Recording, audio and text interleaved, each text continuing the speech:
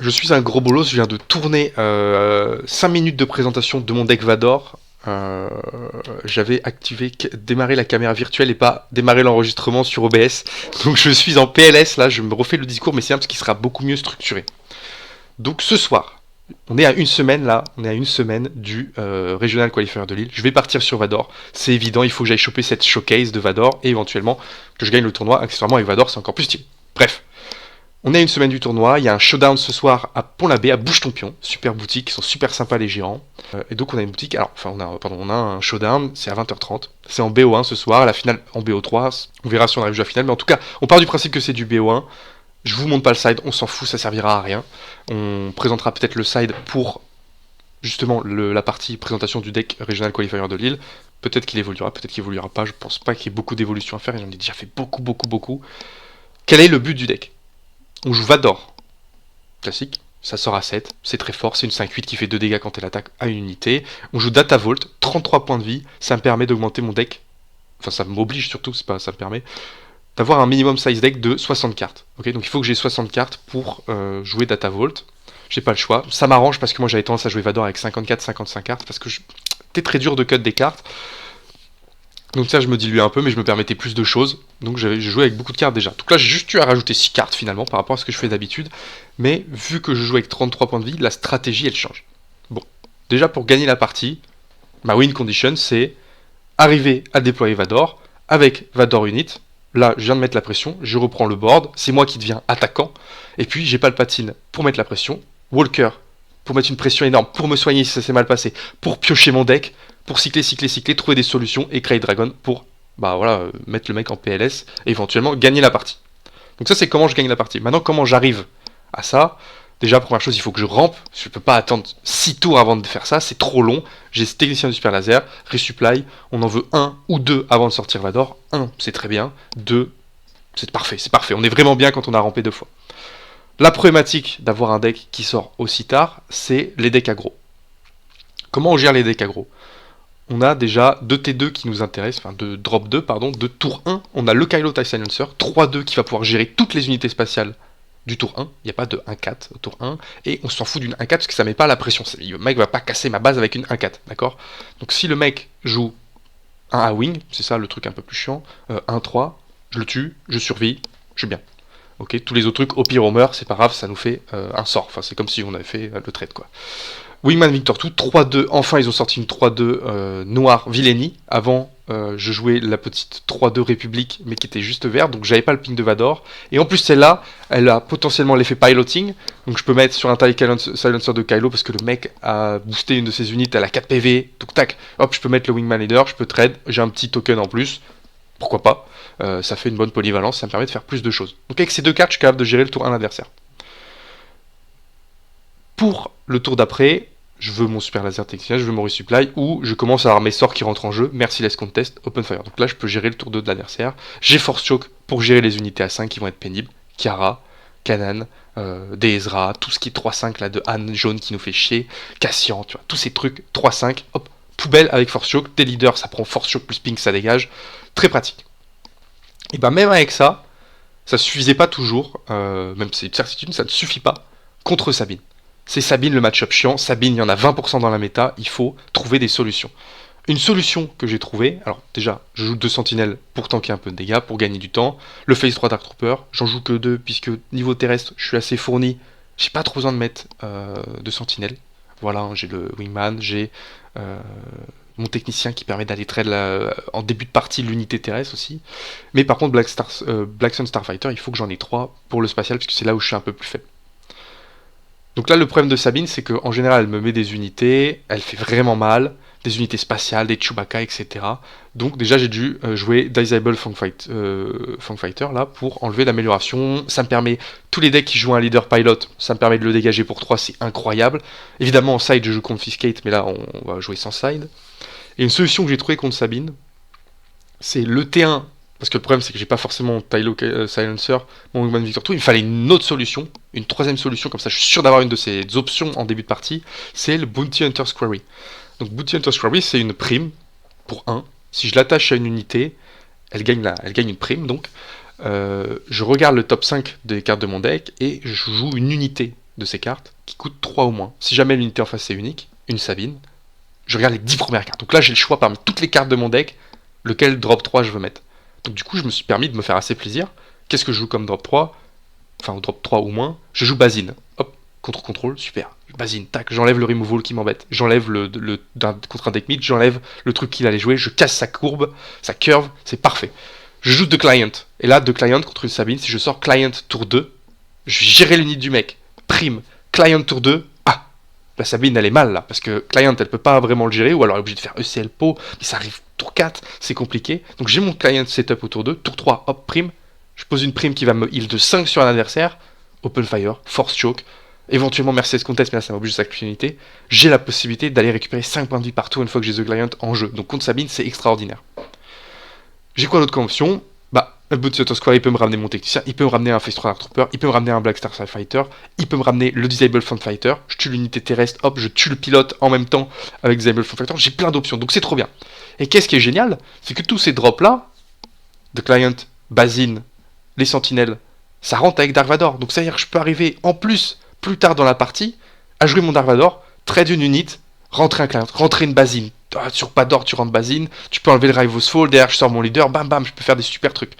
Donc tout ce qui sort avec Bounty Hunter Square, ça sort avec Dark Vador. Donc incroyable, j'ai une bonne capacité à utiliser les cartes de mon deck, à vider mon deck pour, en plus, en fin de partie, bah, récupérer mes gros tons, puisque les petites unités, hop, je les ai déjà jouées, elles sont en ressources, bref, j'ai plus de petites unités qui viennent pourrir ma main. Donc c'est super.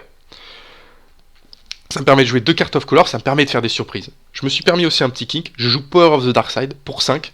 Personne s'attend à ce que je la joue. Le mec il va monter un vaisseau là, en vert rouge, tu peux pas gérer un vaisseau 6-8. Power of the Dark Side, tu choisis une unité qui va à la poubelle. Voilà, le mec ne peut pas s'y attendre. Je viens de niquer sa partie, j'ai gagné la game sur cette décision de deck building qui est de jouer Power of the Dark Side hors couleur, mais ça me coûte 5, je tue l'unité du mec. Et c'est génial, c'est un Vanquish mais je peux le mettre sur un leader en plus.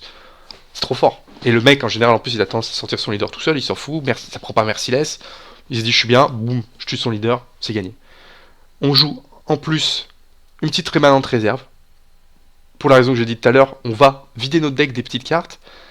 Mais du coup, on va se retrouver à s'épuiser puisqu'on joue plein de petites cartes. Il va falloir piocher nos gros trucs, continuer à vider le deck. Rémanente réserve, je regarde les 5 premières cartes de mon deck, je prends 3 unités, je peux récupérer Crate, Walker, Palpate, Vador, Raider. Je peux récupérer plein de trucs, éventuellement enlever 2-3 petites cartes que j'aurais pu piocher plus tard.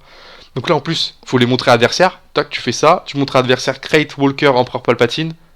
Le type il fait caca dans son froc. Donc c'est super pour prendre l'avantage psychologique. Donc voilà le but du deck. On part en tournoi dans 2 heures. Donc c'est parti, on espère que ça va donner le meilleur. C'est du BO1 donc c'est pas facile. Ça va surprendre. J'espère que la méta ça sera pas trop rapide. Je sais, j'ai vu avec des potes, je sais qu'ils aiment bien jouer contrôle plutôt là-bas. Ou des decks mid aggro. Pas de l'aggro pur. Donc j'espère qu'il n'y aura pas trop de Sabine. En tout cas, c'est parti. On se retrouve après le tournoi, ou alors pendant le tournoi pour des petits moments de vlog. Bref, je vois ce que je fais, à tout de suite. Allez, il est une semaine plus tard que la dernière vidéo, donc sur présentation de la decklist pour le showdown de Pont-l'Abbé. Évidemment, du coup, le showdown est passé. Première partie de cette vidéo, on fait le débrief du showdown. Et deuxième partie, on présente la decklist, comment elle a évolué entre cette semaine et la semaine d'avant, la semaine dernière avant le showdown. Et puis finalement, là, on est à 12 heures du départ pour Lille, donc on part en train avec les collègues de Brest. On s'est fait une grosse journée de training avec Dimitri, Louane, Greg, Kevin et Thomas, donc les 6 Brestois qui partons à Brest. Donc c'était vraiment sympa. Dimitri nous a concocté un petit âne bleu extraordinaire. Je crois qu'on lui a pris une game sur la journée. Louane a réussi sur une game d'1 heure avec son palpa jaune. Et je crois que j'ai pris une game en jouant Sabine, parce qu'on s'était fait évidemment pour train une Sabine, un proxy Sabine, on avait pris le Sabine de Richmond, et on avait pris un Queenland custom qui n'était pas très optimisé, c'était un vieux Queenland à l'époque de Django, donc peut-être que c'était pas le Queenland le plus optimisé. En tout cas, son deck est extraordinaire, évidemment c'est Dimitri, mec, il est fort, on espère qu'il fasse top 8, ça ferait vraiment plaisir. Et puis voilà en fait, des objectifs, moi l'objectif du tournoi c'est d'aller choper la showcase de Vador, Dimitri il faut qu'il gagne le tournoi. C'est clair. Retour du showdown, j'ai gagné le tournoi. Pourquoi il n'y a pas eu d'aggro, mais on va faire le débrief des match-up petit à petit pour se donner les idées de ce qui s'est passé. On a un premier match contre Lena, donc Lena avec qui on était venu de Brest, on est venu à 5 Brestois. Et donc je joue Lena, donc c'est pas de bol parce qu'on joue des gens qu'on a l'habitude de jouer, toujours sur Obi-Wan vert. Et en fait la partie démarre normalement pour moi, j'ai mon T2, le TIE Silencer de Kylo, elle joue l'arc restauré 170, j'ai l'initiative, j'ai Open Fire en main. Non, j'ai pas Open Fire. Je sais plus ce que j'ai. J'ai pas une très belle main, à vrai dire. Mais j'ai eu mon T1. Et je fais le choix de ne pas trade en me disant qu'elle allait trade. Donc je vais 3 bases. Elle joue Ouyang, le truc, l'arc, machin, et 4-7, 4-5, pardon. Donc déjà c'est pénible. Elle peut trade gratuitement. Bon après, c'est-à-dire que si je tue Ouyang, elle perd son truc. Mais en tout cas, elle se restore déjà 1. Là, je suis dans la merde, je peux pas gérer Ouyang, je peux pas gérer le vaisseau. Elle trade pas, elle commence à aller base. Donc en fait, moi je vais me faire submerger, puisqu'elle va se soigner, elle va taper plus fort. Donc c'est déjà la merde. Tour suivant, je sais plus ce que je top deck, mais je récupère le Fang Fighter. Bon, le Fang Fighter, a priori, il me sert à rien. Coup de bol, elle joue Chewbacca. Donc je peux Fang Fighter, donc ça me sauve hein, sur ce top deck. J'enlève Chewbacca, ça annule un peu son tour. Derrière, je peux trade. C'est un petit peu moins la merde, mais bon, je me retrouve quand même sur le terrain un tour plus tard avec Ouyang sur le terrain. Elle a rampe en plus, il me semble. Ouyang sur le terrain. Luke sur le terrain. Moi, j'ai aussi l'occasion de rampe. Et Obi-Wan sur le terrain. Et en fait, je top deck Palpatine, j'arrive à shooter Ouyang, machin, et puis la game, j'arrive à la stabiliser, et je pense que je m'en sors vraiment à rien du tout. Donc finalement, ce sera le match le plus dur de cette journée, puisque j'aurais largement pu perdre, j'ai eu un peu de bol sur les top decks. Et donc en fait, ça passe, et assez triste pour Lena qui a pas du tout démérité, et puis finalement, bon, à la fin, je sors un Dragon Crate, et là, ça devient dur de revenir, j'en sors 2, je crois même, des crates, enfin... Voilà, je m'en sors sur un peu de bol quand même sur ce top deck, clairement Fang Fighter. Parce que sans Fang Fighter, j'ai Chewbacca qui va juste me rouler dessus. Sachant que je joue les Power of the Dark Side, les Merciless Contest, donc Chewbacca s'est absorbé. Donc c'était terrible. On joue round 2 contre Sonia. Sonia qui jouait Throne rouge. À vrai dire, il n'y a pas eu de match. Alors pour rappel, c'est BO1 quand même. Donc il y a des risques, etc. J'ai rampe 2 fois, donc Vador il sort 2 tours avant Throne. Donc il n'y a pas vraiment de sujet. C'est un deck assez lent Throne. Donc si en plus moi je vais plus vite alors que j'ai un deck assez monstrueux en late, pardon. Donc il n'y a pas eu trop de game. Voilà. Il n'y a rien de spécial à commenter. En plus, je crois qu'elle n'a pas, pas eu une très bonne main de départ. Ensuite, on joue Luan. Luan, il est venu à la rage pour remplacer un type parce qu'on a eu un absent qui était malade. Je dis à Luan, viens, t'habites pas très loin du showdown. Viens, je te file un deck. Donc je lui file les Queen Anne. Je gagne sur Luan qui jouait Queen Anne. Il a pas eu une bonne sortie, je crois. Il a pas joué T1. J'ai l'occasion de rampe. J'ai les Force Choke qui sont très intéressants dans le match-up. Donc je bats Luan. C'était pas, il n'y a pas une très grosse partie, il a pas une bonne main. Bon voilà, il n'y a pas eu trop de sujets. On est sur le round 4, on joue contre, je sais pas comment se prend son pseudo. En tout cas, il jouait Cat Bane Tarkin Town. Pareil, c'est vraiment le deck, je pense que je contrôle le mieux de toute la méta. J'ai pas de défaite contre Cat Bane Tarkin Town en 20 games. Alors j'espère que ça va pas me porter la poisse pour Lille. En tout cas, je ne perds pas une fois de plus, donc je gagne. On se qualifie pour le top 4. Alors, on était déjà qualifié à partir du moment où on avait gagné les 3 premières. Puisque du coup, on jouait le mec en 3-0. Ensuite, demi-finale, je joue contre Mathieu, donc avec qui on se joue assez souvent finalement, parce que c'est un joueur pareil de Brest. Donc avec qui on se croise souvent dans les tournois, on s'était croisé au PQ de Nantes. On se croise évidemment dans nos showdowns locaux. Qui joue Anakin bleu. J'ai une sortie correcte, il a une bonne sortie, la game dure, puis finalement je fais crate.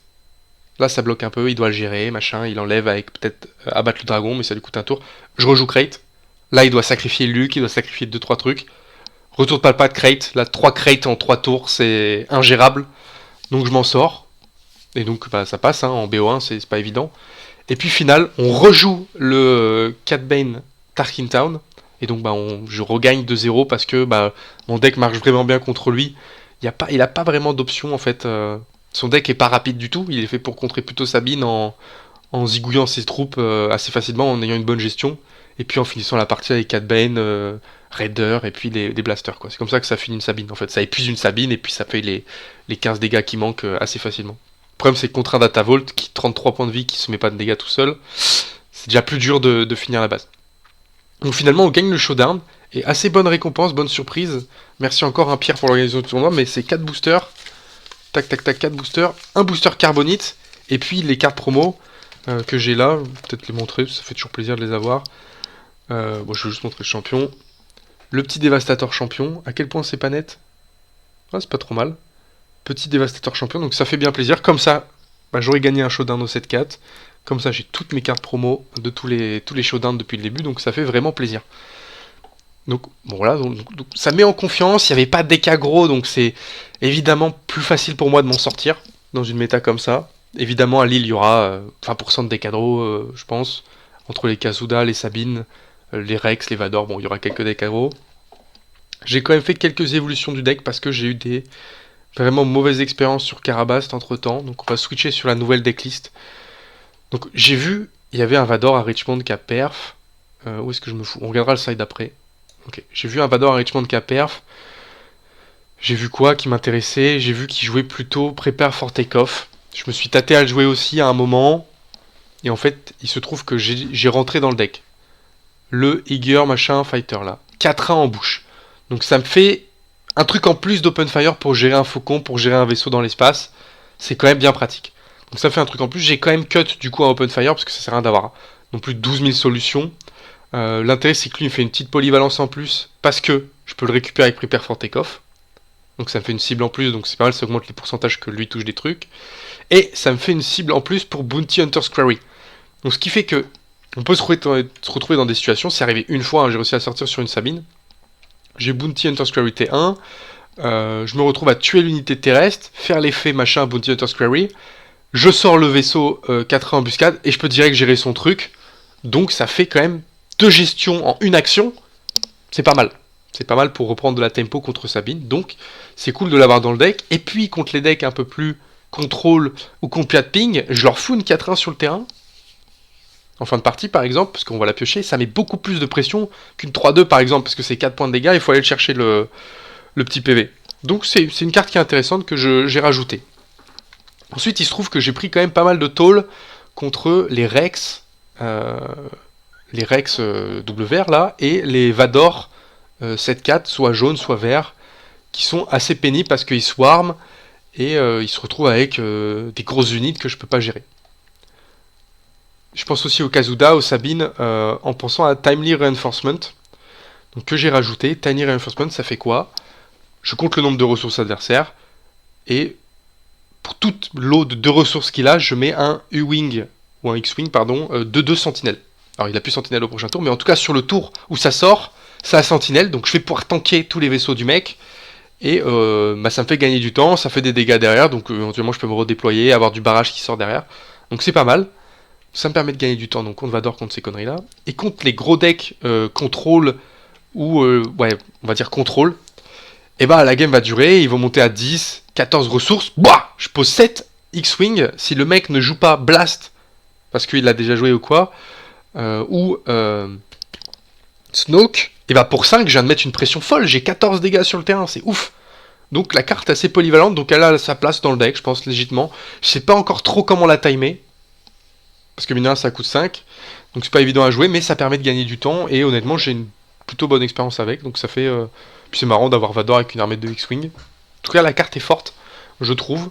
Donc voilà, c'est très bien. Donc j'ai cut une Remnant réserve, j'ai mis 2 Prepare for Takeoff, du coup j'ai retiré un Black Starfighter justement parce que j'ai Prepare for Takeoff qui me permet d'aller le chercher, Bounty Hunter's Quarry qui me permet de le chercher, donc il fallait réduire un peu aussi le nombre de cartes. Quoi d'autre? J'ai enlevé un barrage du main deck, parce que du coup il fallait enlever une carte. Et du coup après on va sur le side. J'ai cut un Yularen parce qu'il fallait en cut un pour faire la place à barrage, et je préfère enlever un Yularen parce que finalement je vais pas le rentrer dans beaucoup de match-up, alors que barrage je vais le rentrer dans tous les match-up. Globalement je le rentre tout le temps, hein, mais c'est juste qu'il faut que je sache ce que j'enlève. Et je préfère être un peu plus fort contre aggro ou un peu plus fort contre tout que d'avoir ce petit barrage en plus. Et de me recentrer sur ce dont j'ai besoin plus tard. Et j'ai dû rajouter Bombing Run pour tous ces saloperies de Deck Swarm, donc Rex ou Vador. Il me faut clairement un Bombing Run pour éviter que la sortie du leader soit trop violente. Si je fais Bombing Run sur une sortie Rex, ou si je prends l'init quand il a sorti Rex, il n'y a plus de Unity of Purpose machin truc, là il y a un Rex tout seul au milieu, il va pas faire grand chose, d'accord? Donc c'est très bien.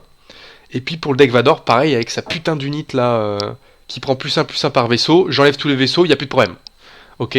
Donc ça le calme. Donc j'ai besoin de Bombing Run, c'est très bien. On a le Eager quand même pour prendre du temps. La decklist a évolué. On est confiant.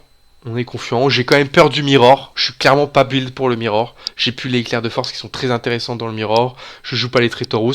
Mon but c'est pas d'être fort contre le Mirror. Les autres decks Vador, ils vont avoir des difficultés peut-être contre ce genre de deck. Enfin les decks aggro. Donc moi j'espère tirer mon épingle du jeu. Quand même avec mon deck un peu particulier, à jouer pas mal de cartes of color, jouer des clients et tout. J'ai des options que j'apprécie. En tout cas qui sont appréciables. Et puis c'est parti, hein, The Show Must Go On, en tout cas. Et puis après, j'arrêterai peut-être de jouer Vador et j'essaierai de jouer des trucs un peu méta aussi pour pour essayer de perf quand même un peu plus régulièrement. Donc on se coupe là pour la decklist, on se retrouve peut-être au tournoi pour voir un peu l'environnement de la salle. Donc là on est le jeudi soir, on part demain et puis c'est parti pour samedi matin. Donc la decklist est déjà upload, on est prêt, la valise est faite et puis c'est parti. Regardez en fond d'écran, Dimitri qui arrive pas à faire son ticket Navigo. Il va gagner le tournoi mais il sait pas prendre le métro. Il n'arrive pas avec le billet de train non plus. Allez, on est arrivé au Regional Qualifier de Lille du coup. Il y a pas mal de monde, il y a des judges là dans un coin. Et de l'autre côté, seront disponibles tout le monde. dès 10h. Beaucoup de tables, beaucoup de tables. Ouais, c'est un peu flou. Il y a une petite table de stream là, c'est stylé. Et puis il y a un pasta box là-bas là, pasta shop. Bon allez, on se retrouve après la game 1. Bon, on vient de jouer Quailan sur la première game, sur le premier match en tout cas. Ça passe la première game, il a pas de T1, pas de T2, j'ai double rampe, donc ça, je prends pas de dégâts sur la base, bon facile. La deuxième game est un peu plus dure, mais je double rampe. Il va Sham Sindula, donc ce qui fait qu'après quand je vais sortir Vador, moi je fais un premier trade, il va me rester peut-être 5 points de vie sur Vador, parce qu'il met je tue Queenan avec. Et le tour d'après, vu qu'il a Sham, il peut Mace Windu, il tue Vador, Mace Windu se redresse, et là je commence à prendre beaucoup de pression sur la base. Et je la perds assez close, mais bah voilà, le Mace Windu qui met 10 dégâts, 15 dégâts en plus, c'est beaucoup trop, c'est pas gérable. Puis la deuxième game, je redouble rampe, il avait beau discard ma main, j'ai top deck le resupply, donc j'ai double rampe, donc Vador va sortir, va pouvoir gérer un peu le bordel. Il va, je sais plus ce qui se passe, mais il va finir quand même par tuer Vador, mais sans Mace Windu, sans truc un peu chiant genre Anne, parce que j'ai deux ressources d'avance donc il peut pas. Et il a pas Sham. Et en fait sur mon tour Vador, je top deck le vaisseau de Kylo et barrage dévastateur. Et du coup je garde le vaisseau de Kylo parce que je me doute qu'il a force Raw. Donc je joue Vador, je fais mon tour, machin, je bute les trucs qui vont bien. Il sort son leader, Queenan, il fait force Raw. Du coup je défausse le vaisseau de Kylo, je mets 2 sur Vador, c'est pas grave, je rejoue le vaisseau de Kylo. Il peut pas trade Vador parce qu'il a pas les dégâts. Donc finalement bah, je gagne la game comme ça et le vaisseau de Kylo a fini la base tout seul parce qu'il avait pas de quoi le gérer.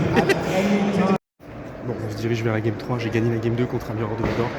C'est un gars de top target qui joue aussi Vador, il a gagné un PQ et tout le type.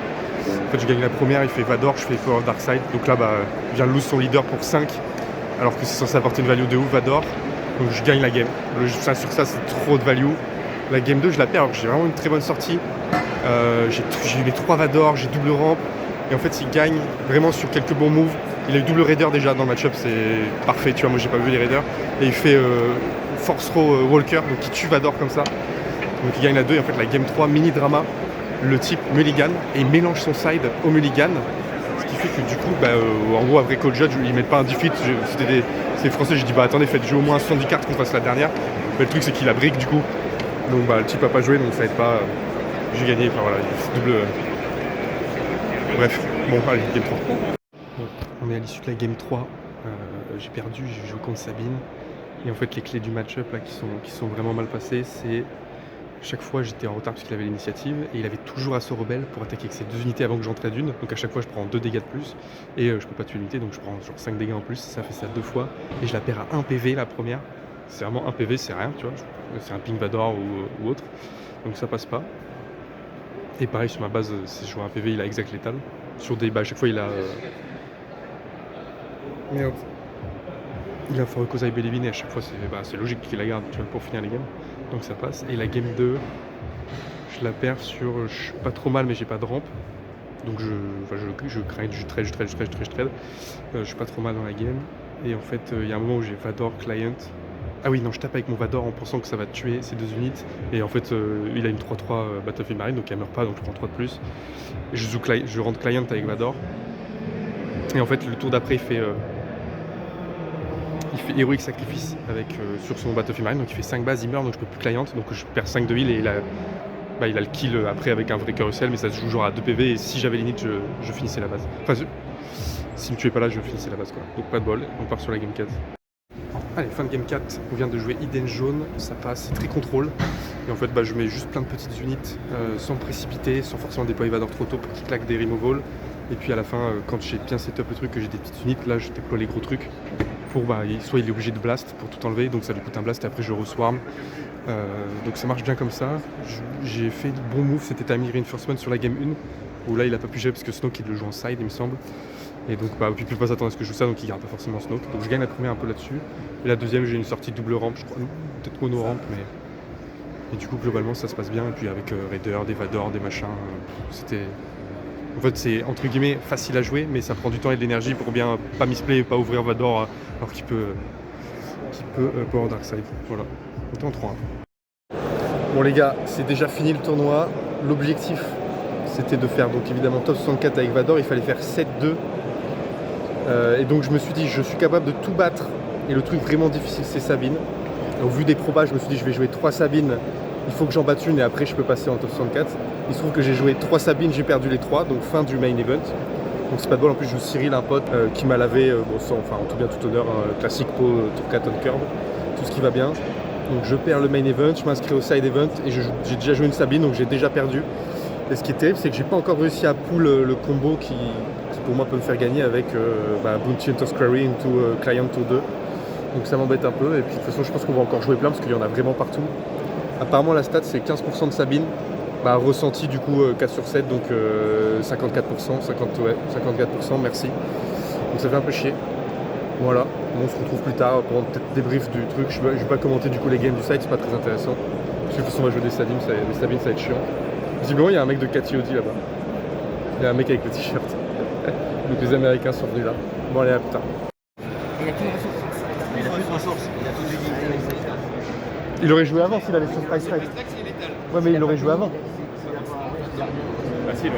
S'il n'a pas Canning, il a gagné. Il a rien. Oh non! Non, ça suffit pas. 24. 24. Putain.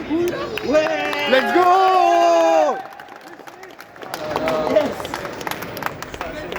Ça c'est beau ça. Ça, c'est notre série.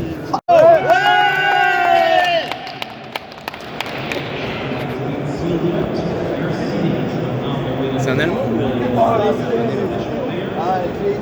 Putain, Cyril le GOAT! Mec, je lui ai dit rentre dans le side des 4-1, ça fait la diff. Il a fait pour toi 4-1. Il win sur ça. Ah bah oui, pour choper le faucon, ouais.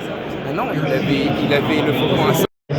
Bon, le top 8 a été annoncé. Cyril est top 8, donc on est super content, c'est un bon pote et c'est trop cool, c'est trop sympa ce mec. Donc une première Sabine que j'ai joué en top 8 et l'autre Sabine qui m'a éliminé au final est aussi en top 8, donc je suis dégoûté du jeu. C'est pas bol parce que j'ai perdu contre des mecs monstrueux et du coup j'ai pas pu bien perf quoi. C'est tant pis, on continue à faire un peu de construit à côté, toujours invaincu avec Vador hors Sabine. Allez, fin du tournoi, on est devant la finale, donc on a Sabine Datavolt et Anne Bleu, donc pas Colossus. Et pour le moment, Sabine a gagné la première game. La Sabine est en 12-1-1, donc elle a perdu qu'une seule game sur tout le tournoi et un match nul. Tandis que l'Anakin a gagné 12 games et a perdu 2 games. Et gros avantage à la Sabine, j'ai l'impression quand même, qui joue très bien. De toute façon, que des très bons joueurs. Bon, salut tout le monde. Je profite là d'avoir un petit temps de marche pour rentrer au dernier Airbnb sur l'île pour faire ce petit débrief de tournoi comme j'avais fait à Milan. Cette fois je le fais pas à 6h du mat parce que j'étais bien explosé sur la vidéo, même si c'était marrant. Bon, c'était un peu... je sais pas, la qualité peut-être moins bonne, on comprend pas ce que je dis avec le vent et tout. Là il n'y a pas trop de vent j'ai l'impression, donc j'en profite pour faire un petit débrief de ces 2 jours de tournoi. Très grande journée évidemment, enfin très grande journée, très longue journée. Très sympa de voir tout ce monde, tous ces joueurs. Ce niveau de jeu aussi, très gros niveau de jeu. On va partir du commencement. Donc on est arrivé le vendredi vers 7h45, on s'est mis dans la file. Il y avait une petite file à cette heure-là. À partir de 8h pile poil, on a commencé à rentrer dans la salle. On a pu découvrir les lieux. C'est simplement la salle dans laquelle on a joué, c'est énorme. Il y a une boutique à se modder, alors je vais pas regarder dedans. Bon, il n'y a pas de produit forcément dont j'ai besoin, donc on peut pas check le truc. On est allé au prize wall quasiment directement pour voir un peu ce qu'elle allait te proposer. Je vous mettrai des photos. J'ai pris quelques photos du prize wall. Alors mes photos elles sont absolument horribles. J'ai pas du tout l'âme d'un photographe, mais on voit les objets qu'il y a. Donc il y avait plein de playmats. Et d'ailleurs le petit truc qui était pas très plaisant, mais en gros quand on a voulu prendre le VIP, il y avait plusieurs playmats disponibles. Donc notamment il y avait le playmat Now There Are Two of Them, qui était clairement probablement le playmat le plus stylé. Et il était sold out, je sais pas, dans l'heure je pense.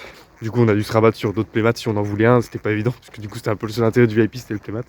Et comme par hasard là c'était le playmat le plus cher qu'on pouvait acheter, c'est le Now There Are Two of Them, donc c'était... je sais pas, c'était bizarre comme stratégie de vente. Bref, surtout qu'au final, je crois qu'ils ont même pas réussi à tous les écouler, donc super, ils ont des playmats sur le dos qu'ils ont pas pu donner à tout le monde. Donc ça c'est pour le prize wall. On voit aussi des cartes, il y avait des PLV à 3000 tickets, ça avait aucun sens.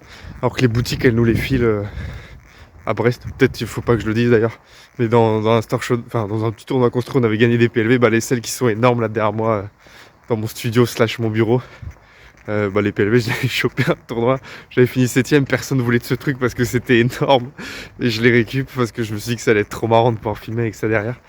Donc typiquement voilà, les boutiques les donnent et là c'était à 3000 tickets le petit PLV ridicule alors du 7-1, donc c'est un peu stylé, mais vas-y, 3000 tickets quoi. Je pense personne n'a pris ce truc. Bref, donc ça c'est la mini anecdote. Donc on commence à 9h avec l'appareillement, on va tous s'asseoir. Et puis Bronto fait son petit discours, voilà, premier régional qualifier, donc à Lille, etc. Plus gros event Star Wars, 860 joueurs et quelques. Donc vraiment énorme, trop stylé. Évidemment, je vous ai fait la petite vidéo là, vous êtes sûrement passé dans l'ordre du vlog qui va se dérouler avant. Hein. Je sais pas encore quel montage je vais donner évidemment au moment où je filme. Donc beaucoup de joueurs, et puis ça commence vraiment à l'heure, hein. C'est vraiment bien niveau orga, c'est clean, il n'y a pas de moment où on attend. Il y avait quand même le premier enjeu d'ailleurs, parce que je dis, on est rentré à 8h05 du coup, il n'y avait pas d'histoire de VIP machin, là on est rentré, ils fouillaient les sacs, ils contrôlaient pas les billets. En fait ce qui était smart c'était que on pouvait au fur et à mesure du tournoi aller récupérer nos lots de participation. Il y avait un endroit pour récupérer. Et donc sur les 2 jours en fait, ça a pu les 850 personnes ont pu s'écouler, donc en fait il n'y avait jamais vraiment la queue. Les joueurs aggro qui finissaient leur game en minute pouvaient y aller, etc. Donc c'était ça la strat. Pour aller chercher l'autre, donc c'était pratique justement pour fluidifier l'entrée. Donc 9h pétante ça démarre, donc premier match, je me rappelle même plus ce que c'est. Ah si, je commence direct par un Queenland, que je bats. De toute façon il y a les vidéos pour parler des matchs, et puis je vais faire une vidéo à froid posée chez moi avec peut-être le blast du type, une petite photo du leader et tout pour qu'on ait les idées en place, le parcours du mec derrière, essayer de faire un truc un peu carré et reparler peut-être des match-up. Même si au final j'ai fait du coup que 6 rounds avant de drop, puisque j'ai joué le plan de jeu il était très clair. Hein.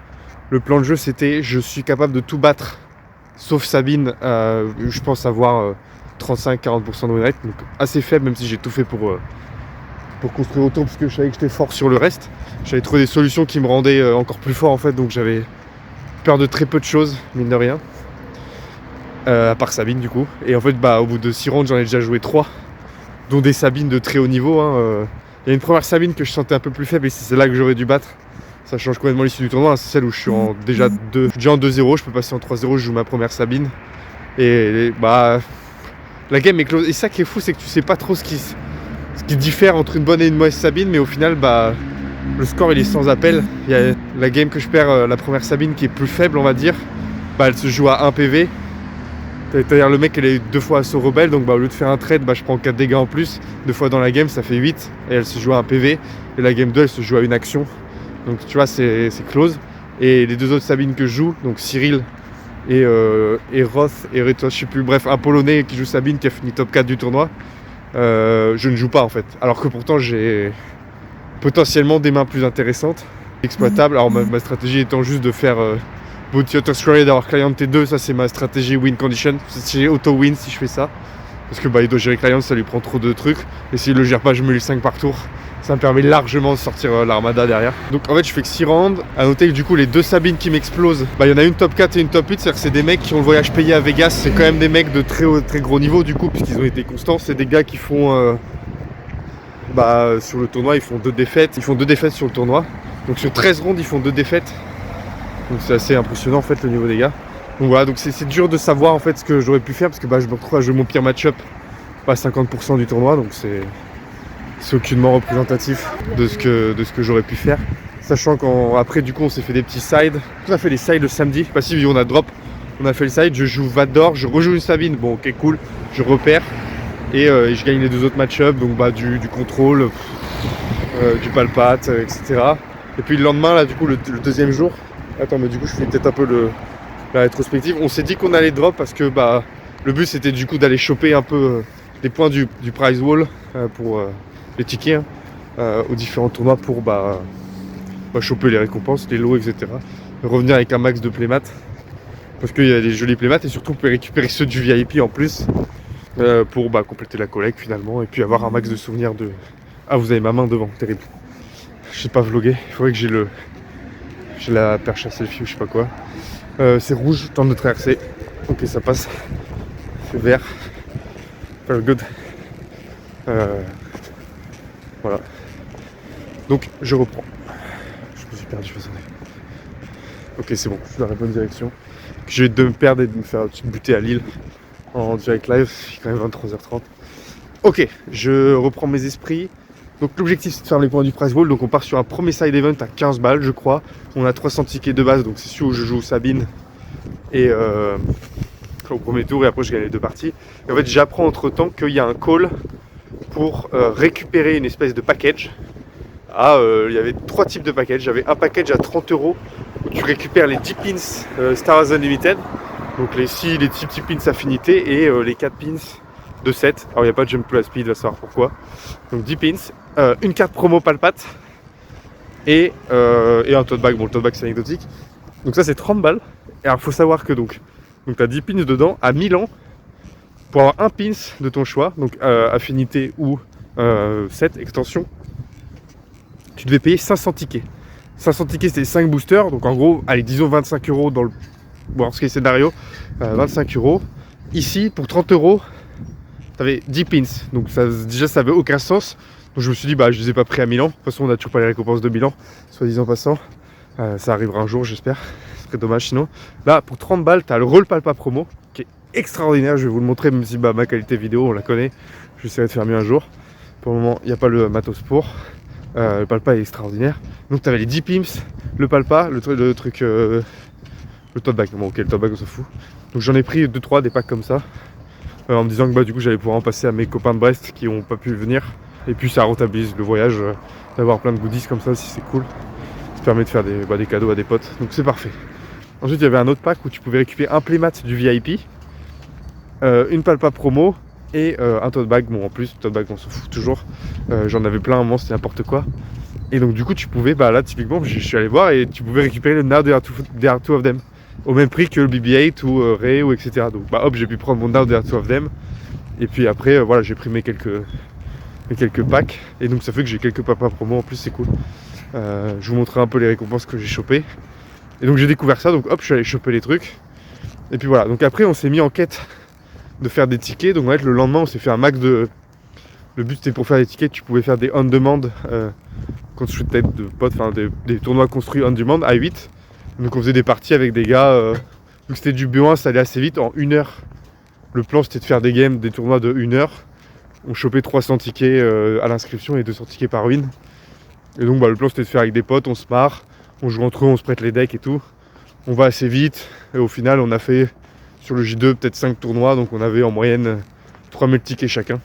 Peut-être un peu plus, ça dépendait bref des perfs et tout. Et puis du coup on a eu plein de tickets, donc ça a pu récupérer il y avait un super playmat Ahsoka. Alors j'ai pas du tout de playmat, je joue sans playmat, mais une fois que j'ai commencé à en prendre, j'ai commencé à me dire bon, autant tous essayer de les choper. Donc je crois que j'ai réussi à avoir tous les playmats de l'event en tout cas, sauf peut-être le C3PO là qui est dans l'espace. Celui-là je l'ai pas pris, était vraiment moche, et en plus j'avais assez de tickets, mais j'ai préféré prendre le set de sleeves. Là il y avait des sleeves Ahsoka qui étaient cool. Bon, je vais les garder scellés probablement, puisque on les connaît les sleeves comme ça, tu mélanges 3 fois, t'en pètes une et après t'es deg. Donc en vrai bon, les garder scellés c'est joli, ça fait un item à 200 tickets, donc voilà. Et puis reprendre quelques promos, je me suis repris un Fire Spray. Je vais tout vous montrer dans une partie dédiée de la vidéo, je pense, les récompenses, les lots et les trucs. Parce qu'en vrai c'est ça le truc cool de ces événements, c'est un peu la fête foraine, là t'es là, t'as tes tickets, t'achètes tes lots. Et puis c'est du matos vraiment cool. Donc voilà, je vous montrerai les trucs. Et puis finalement c'est ça ce dimanche. Et qu'est-ce qui nous a fait vibrer quand même, c'est que donc Cyril qui m'élimine du tournoi, on s'est joué à 3-2 tous les deux, c'est horrible, c'est le début du tournoi, tu joues. Cyril c'est un mec qu'on croise souvent sur les tournois, qui est super sympa, on s'apprécie bien, on discute pas mal sur Discord aussi. Ça devait être mon sparring partner, je lui ai dit attends, il faut que je m'entraîne contre toi, je teste des trucs là avec Vador pour passer Sabine et tout. Bon, on n'a pas eu le temps de se capter, mais on échangeait quand même un peu. Et donc Cyril me bat, et en fait derrière il était en 3-2, on se joue pour la last chance, et il me bat. En fait il gagne tout derrière, donc il se qualifie pour le détour. Et sa seule chance pour top 8, c'est de tout gagner. Et Cyril il a tout gagné, il a gagné les 3 premières games, donc on se checkait entre les parties pour voir un peu ce qu'il faisait. Et sa dernière game pour passer en top 8, elle est streamée contre Anne Jaune, qui est pas forcément un bon match pour Sabine. Il est en 1-1. On arrête tout ce qu'on fait, on arrête le constructeur de pod, machin. On va se foutre devant la télé, on regarde le match, on vit le match avec lui, de loin, puisque c'était streamé. Et en fait, du coup, on était... je sais pas, il y avait tous les gens de Bretagne étaient là, les gens de Nantes étaient là, on regardait, évidemment les gens de Guérande, les potes de Cyril étaient là. Et puis on vibrait dans sa partie, on a tous hurlé dans la salle quand on a vu qu'il gagnait, qu'il était qualifié.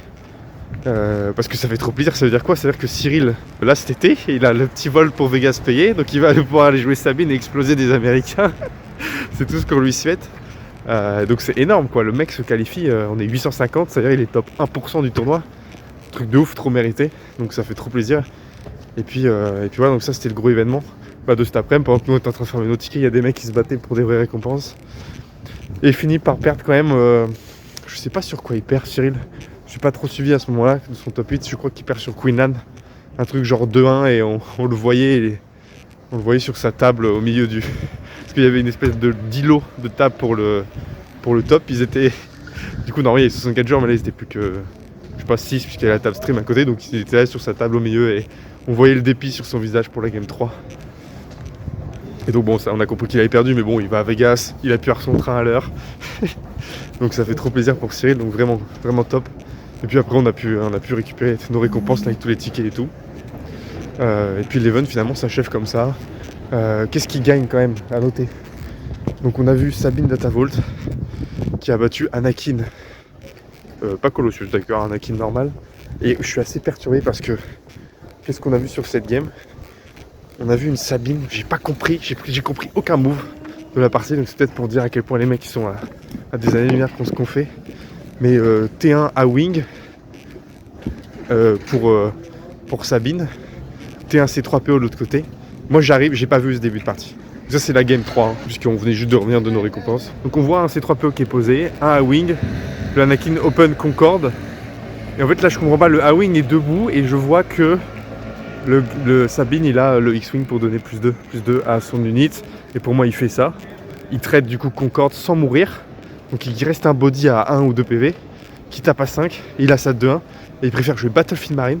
Battlefield Marine qui se fait trade avec l'effet Anakin et C3PO. Donc le Battlefield Marine est mort. A-Wing est coincé en haut. Et en fait le tour où il se passe ça, et bah, le tour après, je veux dire, Anakin il open pillage. C'est-à-dire il a le board. L'autre, en face, il a un A-Wing qui est coincé. Il open pillage, donc bah, il met pas de pression sur le tour de Sabine. C'est-à-dire qu'il a plus de cartes, donc on sait que Sabine peut sortir librement. Et au final, bah, il se passe Sabine Shamsindula. Donc il y a une 5-4 qui peut pas être gérée par C3PO. Une Sabine qui peut pas être gérée par C3PO. Donc là, tu as un DPS où Sham il va taper, Sabine va taper. On commence à mettre du dégât. Anakin il fait toujours rien, Anakin il a pillage donc il se passe rien. Au tour suivant, on sait qu'il a Village Protector parce qu'il l'a tuto, je sais plus de quelle manière, avec ses 3 PO. Il le joue pas. Je sais plus très bien ce qui se passe. Il joue pas. Ah oui c'est ça, Anakin open po. Bah ok, il se passe rien du coup. Il a open po mais il fait rien po. Donc Sabine tape base, elle joue po. Qu'est-ce qui se passe? Anakin il est obligé de taper po dans po parce qu'il a pas à battre le dragon ou je sais pas quoi. Donc Sabine, elle a refree des PS pendant un tour. Ce tour-là, Anakin il joue Village Protector pour essayer de gagner un peu de temps. Breaker wild, quoi, il pose Breaker, il enlève le bouclier, Sabine tape dans le bouclier. Il y a toujours le Concorde en haut, le spatial on l'a abandonné depuis longtemps. On s'en fout, je crois que même il a trade Concorde dans A-Wing avec l'effet Anakin, bref, anecdotique. Mais en fait là du coup Sham il a tapé 3 fois, Sabine elle a tapé 3 fois, Breaker il est sur le board. Il est obligé de foutre Anakin dans Breaker. Et donc tu viens de perdre ton pot, t'as du trade pendant que l'autre tape avec Sham. Ton Breaker, enfin ton Anakin, ton leader, t'as dû le claquer dans Breaker. Bah voilà, enfin Anakin il a rien fait. Et je pense que ça vient de ce move pillage. S'il avait rien d'autre, bah shit. C'est dommage parce que tu joues pas Colossus. T'as pas de solution pour 4. Tu vois un Kanan, une connerie qui te heal. Tu mets de la pression, bah c'est tout de suite plus dur. Donc peut-être qu'il a brick. Je sais pas, mais en tout cas Sabine n'a pas rejoué un T2, enfin un drop 2, un drop 2, un drop 4, un drop 5, un drop 6, techniquement elle a rien fait à part taper la base. Donc c'est un peu, je sais pas, décevant, on va dire, d'un point de vue voilà, de ce qui se passe. Et donc au final c'est Sabine Datavolt qui gagne. Et j'ai pas encore assez le recul pour vous dire si c'est pourquoi elle gagne. J'ai vu un peu le record de match. Donc elle a joué 16 parties. Hein. Le finaliste a joué 16 games en tout. Et bah sur ces 16 games, il y a 10 parties où il gagne 2-1. C'est-à-dire que c'est close, ça passe. Donc est-ce que c'est DataVolt, est-ce que c'est pas DataVolt, j'en sais rien. En tout cas, il a eu chaud et c'est passé jusqu'au bout. Donc le type, premier régional qualifier champion, impressionnant, un Danois en plus. Donc s'il s'entraîne au Danemark, je veux dire, le gars, c'est fort parce qu'il n'y a pas énormément de gros joueurs en Danemark. On a tendance à voir les Polonais, quelques Français qui jouent bien, les Allemands qui jouent pas mal, mais il n'y a jamais vraiment d'Allemands qui perdent vraiment sur les gros tournois. C'est vraiment les Polonais qui sont très forts. Et les Polonais, justement, ils sont venus avec Anne 2 ECL, intéressant. Sip, il était en 9-0 avec ça, 10-0. Et après, c'est mal passé pour Sip. C'est assez vicieux parce que je pense que quand tu es en 10-0, tu joues vraiment les meilleurs mecs qui ont le meilleur opponent win rate et tout, la meilleure résistance. Et donc, du coup, tu te retrouves peut-être à perdre parce que tu joues des mecs forts. Et du coup, en fait, Sip, il s'est fait niquer alors qu'il était en 10-0, donc ça, c'est un peu dommage. Voilà. Et donc, il y a le Anne 2 ECL qu'on a testé un peu avec Dimitri après la veille du J2 pour voir un peu ce que ça faisait. Et effectivement, c'est très intéressant parce que tu peux être à la fois très agressif, soit jouer un peu plus contrôle. Donc voilà. Donc voilà pour finalement le résumé du tournoi. Ça s'est fini à peu près vers 17h, 17h30. Petit discours de fin, il y avait quelques moments sympas où on pouvait prendre une photo avec un fond. Je pense que vous la mettrez la photo. Je demanderai au gars si on a l'autorisation pour, j'en sais rien, une photo marrante où il y a Holdo en fond d'écran. On est en train de faire les cons devant, on est ravis d'être là. Donc c'est très marrant. Et puis en fait la journée s'achève là-dessus. Et puis voilà, en fait, il n'y a vraiment rien de plus à dire. Ce que je propose, c'est que là, du coup, je termine ce petit vlog. En plus, c'est bien, j'ai fait 20 minutes là. Donc je me suis vachement rapproché du Airbnb. Et puis on se retrouve après en partie un peu plus sérieuse dans mon bureau avec le retour setup caméra, PowerPoint là, petite presse, pour parler peut-être des match-up en détail et puis de la nouvelle liste. J'ai déjà filmé cette partie d'ailleurs de la nouvelle liste, donc peut-être parler des match-up, ce qui s'est passé un peu, voilà, bon.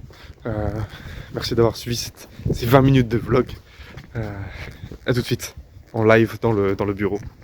Alors, on est parti, on est sur Melee pour voir un peu les différentes parties, les différents joueurs, le classement des joueurs, etc. Passer un peu plus dans le détail, peut-être. Je sais pas si j'ai vraiment envie de passer dans le détail, mais en tout cas, voir un peu comment se passe l'interface Melee pour les joueurs qui ont l'habitude des tournois, c'est l'occasion.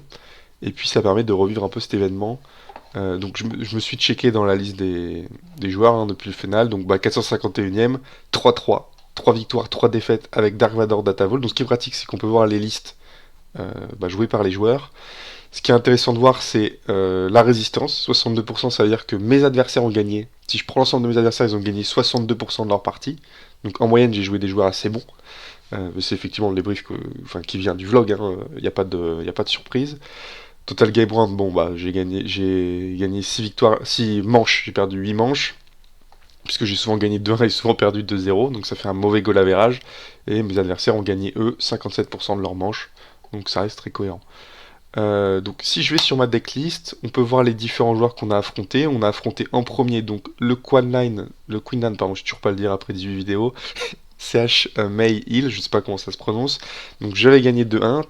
Queenan, c'est un match-up, on va dire assez 50-50, même si avec DataVolt, Vador arrive à tenir la partie, et donc finalement a le temps de poser ses gros tons, surtout si tu rampes une fois ou deux, ça reste assez simple finalement une fois que tu as rampé une fois ou deux. Peut-être dans mon deck je ne joue pas Maul et c'est probablement une erreur, parce que Maul ça permet d'aller tuer Queenan facilement, ça permet d'aller tuer 3-5 facilement, ça permet d'aller tuer Enfistness facilement, et je pense que c'était un manque à mon deck Vador, en tout cas ce Queenan, pour mieux gérer le match-up. Lui, la game qu'il a gagnée, il la joue sur un très bon Mace Windu qui m'a mis beaucoup de pression et que j'ai pas pu gérer tout de suite, malgré mes removals. Et donc du coup, il la prend comme ça, par exemple, la deuxième. Combien il a fait à la fin? On va en profiter pour regarder un peu le score de chacun. Donc lui, il a fait 1-4, donc ça s'est très mal passé pour lui. Il a 50%, quasi 50% d'opponent match won. Donc il a une résistance correcte, mais visiblement, ça s'est mal passé. Pourtant, c'était plutôt un bon joueur. J'avais pas l'impression qu'il fasse plus d'erreurs que ça. Si peut-être une erreur ou deux, bon, ça reste raisonnable, donc peut-être qu'il a juste pas eu de bol. Peut-être on peut regarder rapidement son parcours aussi. Quel match-up il a affronté. Donc il a joué Dark Vador, il a joué un Mirror de Queenan, il a perdu 2-0. Il a battu Kara. Administrator Tower, c'est un Han double jaune. Ça paraît logique. Ouais, c'est pas si évident, c'est pas si logique. et un solo vert, donc ça paraît plutôt logique. Donc il a pas eu un bon tournoi, bah tant pis, c'est dommage, c'était un mec vraiment sympa en plus.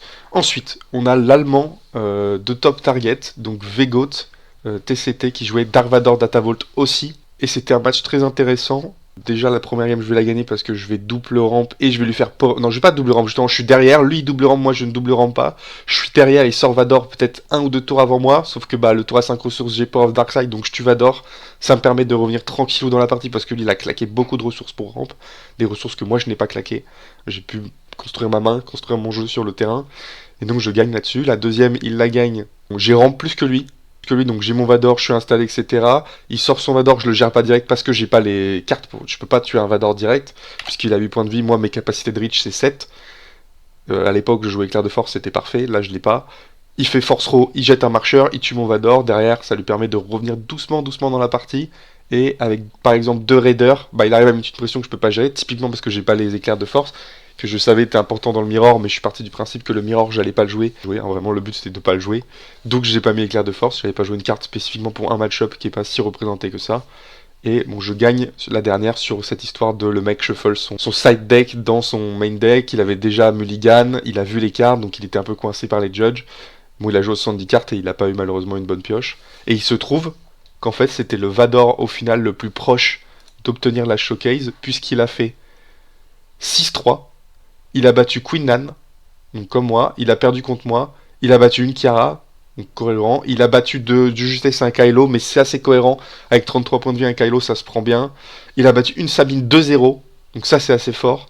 Il a rebattu un Queen Nan 2-0, je suis d'accord, c'est normal. Il perd contre le Anakin, qui finit deuxième du tournoi, donc très solide aussi. Enfin, il perd 2-1 en plus, donc c'est un match-up serré, donc c'est l'Anakin en finale, c'est probablement un bon Anakin, en plus c'est le Anakin français là, Squids, je sais pas comment ça se prononce, mais je crois que je l'ai pas trop mal dit.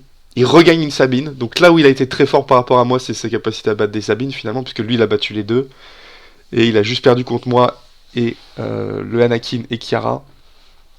Donc il perd contre une Kiara. Ah, au dernier match, j'ai vu la partie justement, je l'ai vu, je fais putain le mec est en 6-2, il faut qu'il passe pour récupérer la showcase. Et donc bah en fait il n'est pas passé et ça se joue. Bon après il se prend des annihilators et tout, donc à un moment où son deck il est à la poubelle. Et ça se joue à pas grand chose. La Kiara avait dû assez ramp pour tenir et lui mettre la pression aussi. Si je compare avec Mali d'ailleurs, ça peut être intéressant.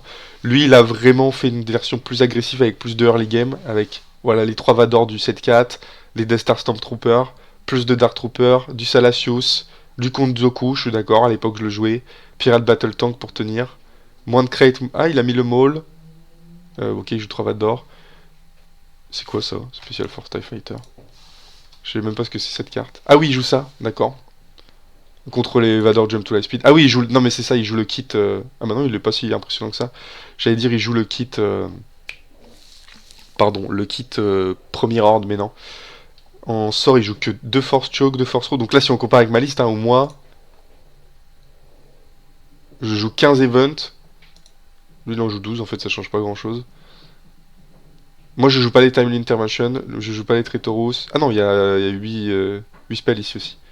Donc si, je joue Open Fire. No Disintegration, moi je préférais justement à la place de No Disintegration, puisque c'est pour les grosses unités, et va jouer les Merciless, les Power Darkside. J'ai joué les Bounty Hunter Squarey pour aller chercher The Client / Bazin, ce que lui n'a pas fait. Éventuellement, ça me permettait de chercher le Higger, etc. Bon, on a déjà parlé de la technique, on va pas le refaire. Il joue pas barrage, il le joue en side. Et je comprends aussi, moi à l'époque, je jouais pas barrage parce que je trouvais que finalement c'était pas si simple à setup. Mais bon. Et du coup, ça prenait de la place dans le deck, je les mettais souvent en ressources. Donc, ça c'était pour notre ami Vegut. Donc, il finit combien au final? Donc, il finit 97ème. Donc, je pense que c'est le premier Vador. Je suis pas si sûr, mais je pense que c'est un des premiers Vador du tournoi. Donc, il a une moins grosse résistance, mais logique, puisqu'il a perdu contre moi alors que moi j'ai. Enfin, il m'a joué moi alors que moi j'ai joué lui. Donc, lui, je joue un mec en 3-3, moi je joue un mec en 6-3. Donc, ça me carry. Et 15-8 en plus il fait, donc il est vraiment sur très bon ratio de victoire. Mais ça passe pas pour lui, et c'était vraiment un mec sympa. Bon, on était très stressé dans la partie, c'est marrant. Et après on joue notre première Sabine, donc là, défaite 2-0, j'en avais parlé. J'ai une première partie qui se joue à 1 PV, donc partie horrible, où il me fait double assaut rebelle, donc c'est à chaque fois que j'ai l'opportunité de trade. Bah en fait les 2 unités ont tapé avant, donc je trade après, donc je prends mes 4 dégâts en plus, donc je perds la première. Et la deuxième, je la perds à une action sur... il a... sacrifice héroïque sur son unité, donc j'ai pas le temps de lui mettre le bounty de client, donc je me heal pas, Donc 5 PV, et après à une action, donc bah voilà, ça se joue là-dessus, sur cette merde. Et il a un bon réflexe de le suicider, puisque du coup il a évité le Moonty Hunter's Quarry. On joue Full Metal Jackal, un français qui joue Iden Versio jaune. Je l'ai dit avant dans le débrief, c'est des match-up. Alors quand même on peut regarder ce qu'il a fait Omar Sky rapidement. Omar Sky, il fait 5-3, donc il a du drop après sa 3ème défaite. Donc correct, 214ème. Ensuite, donc Full Metal Jackal, je disais, c'est donc Iden noir, jaune-noir. C'est hard control, j'aime bien les hard control parce que ça me permet de poser mon jeu, de prendre le temps de mettre les unités, grind, et puis arriver à la fin à mettre une petite unité, un gros ton. Là déjà il doit mettre 2-3 sorts. En fait le truc c'est que pour gérer une unité qui coûte 1 ou 3, entre 1 et 3 il va toucher des sorts qui coûtent 3, 4, et c'est des sorts qu'il aura plus pour les gros tons finalement. Et vu que j'ai beaucoup de grosses unités, bah genre 13 ou 14, si je joue bien autour de ça, autour de Super Laser Blast, et bah ça lui coûte très cher de me gérer, il n'arrive pas, notamment il est obligé de blast pour, je l'ai pas là, Timely Reinforcement. Il est où? Pour Timely Reinforcement il est obligé de blast, sauf que s'il blast là-dessus, il peut pas blast quand j'ai Vador et autre chose, donc il galère, donc au long terme je gagne. Qu'est-ce qu'il a fait Full Metal Jack avec son deck? Il a fait 4-5, donc lui il est allé au bout du tournoi, il s'est pas amusé à aller en side, 348ème, très bien. Je suis curieux de voir contre quoi il gagne, il m'a dit qu'il gagnait des match-ups intéressants. Donc il a gagné contre Rio Durant, d'accord. Rio Durant Tarkington, il back Advane Tarkington, ça m'étonne pas trop. Il perd contre Sabine, ça m'étonne pas trop. Il perd contre moi, ça m'étonne pas trop. Il rejoue Advane Tarkington, donc il a eu les match-ups sympas quand même, et Sabine. Ah donc là il bat une Sabine de 0 quand même, propre hein. Là il perd. Ah mais il perd contre Saumon Régal, putain Saumon Régal il était au tournoi. Et il a joué Sabine, il se fait karma hein. Donc là je suis en train de dériver complètement du contenu de la vidéo. Donc Saumon Régal est venu avec Sabine, il a gagné la première, il perd contre Sabine. Ah, il joue contre Robbie qui jouait Anne. Robbie, je vais regarder ce qu'il a fait aussi. Saumon. Et en fait, il perd. Putain, il a failli faire un backdoor de ouf. Il perd à la 8ème game. Donc il fait 6-3, Saumon Régal. Et Robbie. Que les mecs qu'on a joué au tournoi. Il gagne la première, il perd la deuxième contre Kiara. Il gagne la tac. Il perd. Ouais, il a perdu vite. Robbie qui fait pas un très bon tournoi non plus. Et puis on joue Eros. On est donc en 3-2. Non, on est en 3-1 là. Correct, bon tournoi, on joue Eros le polonais, donc Sabine il me défonce, il fait sortie Sabine classique, T1, T2, T3, T4, pot, breaker, tout ce que tu veux, donc je joue pas. Et j'ai pas en plus ma petite technique de faire un client pour commencer à me soigner, qui me permet de faire gagner beaucoup de temps, parce que tu soignes une fois avec client c'est 5 PV, c'est un coup ou deux, tu soignes deux fois c'est 10 PV, donc t'as soigné 10 PV, t'as gagné un tour ou deux, donc t'as Vador, donc t'as toute la troupe qui arrive, donc tu peux avoir le Walker qui revient, et là c'est il infini. Donc j'ai pas eu ça, sauf que Eros, qu'est-ce qu'il a fait lui? Il a fait victoire, il perd sa deuxième game, il gagne sa troisième, il gagne sa quatrième, il gagne sa cinquième, il gagne sa sixième, 7, 8, 9. Donc là, il est en 8-1 à la fin du jour 1, il est au jour 2. Il perd sa première game du jour 2, s'il repère une game, il sort. Sauf qu'il gagne les 3. Donc il est en demi-finale, il gagne la demi-finale de 1, et il perd... Non, il gagne la quart de finale de 1, et il perd la demi-finale 2-0 contre le français, donc qui jouait Anakin, qui allait en finale évidemment, puisqu'il a gagné la demi-finale. Donc ça va me le dire. Donc 12-0. 4ème du tournoi. Donc le classement était là, donc j'ai passé mon temps à regarder sur les autres alors que c'était beaucoup plus simple, c'est pas grave, le classement est là, on sait pour les suivants. Et donc, il a gagné le voyage à Vegas, le mec est monstrueux. Et effectivement, quelle est la différence? Alors je vais en parler après. On joue Cyril derrière pour la game à 3-2, donc lui aussi en 3-2, on se joue pour la fin du tournoi. Et donc Cyril, il a fait un peu pareil. J'étais sa dernière chance, enfin si il perdait contre moi c'était fini. Donc il a perdu 2 games de suite, après il me joue. Il gagne, il joue une Phasma, bon ça va, c'est vraiment S comme match-up. Il joue Queenland, c'est pas évident mais il gagne 2-0, il doit connaître le match-up par cœur. Il joue un Pit, et donc ça doit être un des rares Pit qui était en 6-2 à ce moment-là. Il l'explose de 0, ça paraît cohérent. Ensuite, en top cut, du coup en top 64, il joue une Sabine Datavolt, il gagne 2-0 contre Sabine Datavolt. Bravo Cyril, il avait probablement jamais joué le match-up mais il a réussi à aller le chercher. Il joue Ephémite, qui joue Kiara, il gagne 2-0, bravo, parce que Kiara c'est pas évident, c'est fait pour Cyril. Il joue Galérion, un copain de... Galérion c'est Nantes, ouais c'est ça. Galérion c'est Nantes, il gagne 2-0. Donc là, il nous reste une game à gagner pour aller en top 8. Il joue Al Solo jaune, donc vous avez vu la fin du record dans le live, là je m'étais amusé à mettre les moments un peu clés. Il gagne 2-1, donc après une game de ouf où ça se joue à 1 PV. Donc il a bien fait de pas être pour Sabine une fois de plus. Et après il perd sur I'm So Humble, qui jouait quoi? Les fameux ANECL. I'm So Humble, je crois qu'il jouait... On voit pas, c'est chiant. On voit pas, mais il jouait ANECL. Anne 2, ECL. Donc Cyril est qualifié, donc on a joué le mec 4ème, le mec 7ème. Donc voilà un peu finalement les joueurs qu'on a joué, et on a joué du très lourd. Et donc ça c'est la fin du main event en fait, d'avoir joué ces mecs là. Donc c'était très sympa, hein. Mais donc finalement résumé, quelle est la différence entre une très bonne Sabine, hein, deux très bonnes Sabines et une Sabine un peu moyenne, c'est que les mecs ils ont le bon T1, ils ont le bon T2, ils ont le bon T3. Donc ça peut être sabre quand c'est le bon moment ou une bonne unité, un 4 de SO. Et puis derrière ils ont toujours pot, ils ont toujours... Bah non, bah du coup c'est pour le T4, pardon. Ils ont toujours pot, ils ont toujours vrai cœur. Une bonne Sabine, c'est ça. Et là, c'est une très bonne Sabine. Si elle a la bonne main, elle gagne. Et les très bonnes Sabines, je pense que ce sont tout le temps les bonnes mains. Voilà, c'est comme ça qu'il faut jouer Sabine. Je pense que je suis un rageux. Après, que dire? On a fait un petit side. Qu'est-ce sur quoi je gagne après? Je pense qu'il n'y a pas les decks. Comment ça j'ai fait 1-1? Ah, ils m'ont mis match nul, ces enfoirés de judge. Je me rappelle des games. Donc je perds la première game Sabine, donc je perds 2-0. Donc mon deck marche pas contre Sabine, il faut que vous prenez pas cette liste. Enfin, sauf si vous voulez gagner contre tout le reste. Ensuite je joue un palpa bleu, donc c'est pareil, c'est assez hard control, mais visiblement il a pas eu une très bonne main. Et puis j'ai eu la sortie où, pour lui mettre la pression sans que ce soit lui qui me la mette, et étaler mon board, comme un peu le match-up Eden finalement, sauf que bah Eden elle te vole pas des grosses unités. Donc ça passe, c'était un français sympa. Bon, il se plaignait un peu de sa pioche, mais bon, il y a un moment où mec t'as pioché 20 cartes, t'as toujours rien, c'est peut-être le deck le problème. Et puis dernier game c'était un Anakin Colossus ou pas Colossus, je sais plus. Mais en tout cas ça fait 1-1, sachant qu'il y a une game que je perds sur où j'ai troll en fait. Je pouvais faire un trade que j'ai pas fait pensant que j'allais gagner la game. Je me suis enflammé et en fait je la perds. Et la dernière je la gagne à la meule. Elle dure 110 ans. En fait j'ai enlevé tous ces Luke, j'en ai tué deux et il y en a un que j'ai basine. Donc le mec a plus de Luke, il joue pas crate. Donc bah je pense juste la game elle dure parce que j'ai pas mes gros bonhommes, j'ai pas touché de Vador. Et je pose des unités et il se fait chier à les gérer, puis à la fin il perd à la meule, parce qu'il joue tech, il ressort des cartes de son truc, machin, et puis bon voilà, ça cycle le deck. Donc normalement je gagne 2-1 ce match, je sais pas pourquoi les judges ont mis que c'était perdu alors qu'on avait fini dans les temps.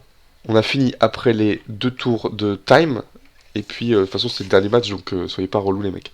Bref, donc 60ème, mais ça veut rien dire du coup. Bon, voilà pour le side, et après en fait il n'y a pas forcément d'histoire de mêlée pour les side events, enfin les constructed pods, puisqu'on a joué entre potes, et au global j'ai essayé de jouer IG, j'ai pris que des tolls parce que j'ai joué que des Anakin, donc IG c'était nul. Après j'ai rejoué mon Vador, en fait on s'était dit est-ce qu'on on joue entre potes, on split les récompenses, on se fait le tournoi sur on split les récompenses, et il se trouve qu'on a joué des Allemands qui voulaient pas split, donc j'étais obligé de les battre, et donc j'ai battu une Kiara 2-0. J'ai gagné ce pod d'ailleurs, je sais plus ce que j'ai joué. Kiara, Anakin, je sais plus, j'ai pas perdu. Et j'ai pas perdu de tout l'après-midi avec Vador jusqu'à que je joue mon pote Thomas de Brest qui jouait Anakin où on était en 1-1 je crois. Ah non, c'était du B1. Et j'ai fait quoi? Ah oui, j'ai Basine et en fait je tape la base et bah il crate. Alors que si je faisais Basine dans avant, j'enlevais crate et je perdais pas. Enfin en tout cas je gagnais du temps. C'était pas évident parce qu'il avait Luke, moi j'avais un peu le spatial. C'était pas évident comme partie, donc il a réussi à me choper une game comme ça. Et j'ai perdu contre Greg avec Hera vert, quoi, Naboo. C'était marrant, mais c'était bon, c'était le dernier tournoi, on se speedait un peu. Mais ouais, effectivement, c'est les 2 games que j'ai perdu, sinon hors Sabine à la fin du tournoi. Ok, pour les matchs, peut-être qu'on fait un petit tour sur le prix du tournoi, les dépenses. Je reviens tout de suite, je fais la planche, et puis c'est parti. Alors, on est sur la slide des dépenses, je vois le montant total, je suis traumatisé. Et j'ai assez honte, mais c'est important d'être transparent là-dessus, pas parce que je dépense du pognon, mais pour que vous ayez l'ordre de grandeur de combien ça coûte un tournoi comme ça, et de ce qu'il faut peut-être pas faire pour pas que ça coûte trop cher. Première chose, le transport, on est venu de Brest en train, donc ça faisait à peu près 100 € de transport, sachant que j'en ai profité pour embrayer sur des vacances derrière, donc j'ai un petit peu optimisé quand même mon pognon et mon déplacement. Logement 100 €, on avait un Airbnb à 4, tout le monde avait un lit double, sauf les jeunes qu'on a foutu à 2 dans un lit double, mais on leur a fait payer moins cher du coup. Comme ça, eux, ça leur faisait une solution logement moins cher et nous, on avait quand même un certain confort. Alors, le confort approximatif, puisque j'étais dans le salon et en fait, il n'y avait pas de volet ni de rideau. Parce que tu sais qu'à 6h du mat, il faisait jour et on se couchait globalement à 2h du mat les 2 nuits. Donc, j'ai pris tarif. Restauration 40 €, il y avait de la restauration sur place. Magic Brest nous a offert le repas la veille. Le midi du tournoi, j'avais des noix de cajou, des bananes, donc j'ai pas forcément mangé plus que ça. Le soir, on a fait un petit resto avec tout le monde. Le lendemain, petite boîte de pâtes. Et le soir, petit resto, ça fait à peu près 40 €. Passe VIP, alors honnêtement, je me rappelle même plus ce qu'il y avait en plus en particulier. Pour moi, donc je vous montrerai les récompenses après, c'est derrière moi, là c'est prêt à être présenté. Donc il y avait au moins un playmat exclusif. Et honnêtement, je sais même plus ce qu'il y avait en plus du VIP. Je sais même plus. Mais c'était 70 € le non VIP. Et à Milan, j'avais un peu regretté de pas forcément avoir pris pour les goodies. Parce qu'en fait, c'est des souvenirs, c'est des trucs vraiment cool, un peu exclusifs. Donc ça m'embêtait de pas l'avoir pris. Même si au final, Milan, il n'y a toujours pas les récompenses. Donc dans le fond, tant mieux, c'est pas grave si je l'ai pas pris. Après, ils proposaient des bundles dans le tournoi qui étaient assez intéressants en termes de goodies. Parce que moi, je me suis dit, bah, du coup, ça me fait des goodies pour trade, pour filer à des potes, etc. Pour des tournois, c'est quand même. Bah, c'est cool en fait, les petits goodies. Donc, il y avait un bundle à 30 € où tu avais un palpa promo, un tote bag et les 10 pins Star Wars Unlimited, donc que je vous présenterai dans la partie récompense. Donc, j'en ai pris 4 au fur et à mesure. Au début, j'en avais pris 2, puis j'en ai pris un autre, puis le lendemain, il en restait, donc j'en ai repris un. Je pense que c'était une manière d'évacuer ma frustration. Du main event, j'ai claqué toute ma thune, donc effectivement maintenant je suis au pâte et à l'eau jusqu'à la fin du mois. Mais bon, ça, on a l'habitude quand on joue aux cartes de boire des pâtes, de boire des pâtes et de manger de l'eau. Merde. Ensuite, il y avait un bundle à 50 €.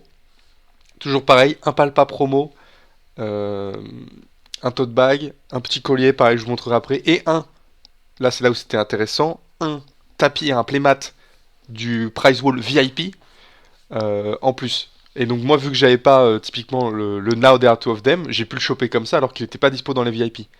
Et pour 50 balles, avoir pas le pack promo, le playmat, le tote bag, le machin, je trouvais que c'était pas de l'arnaque. Après mon objectif c'était pas de revendre, mais en tout cas j'ai l'impression d'en avoir pour mon argent, donc je suis pas spécialement déçu. Et ensuite on s'est inscrit pour le side event du jour 1. Donc on a mis 30 balles, je crois, j'ai vérifié à l'intérieur de mes comptes, donc 30 balles plus les side on demand là, les petits events on demand, donc 6 events pour 15 €. Donc vous avez des 125 € et donc juste pour se donner une idée, ça faisait combien de tickets? Donc le premier jour j'ai fait 700 tickets et le lendemain on a fait globalement 600 fois 6.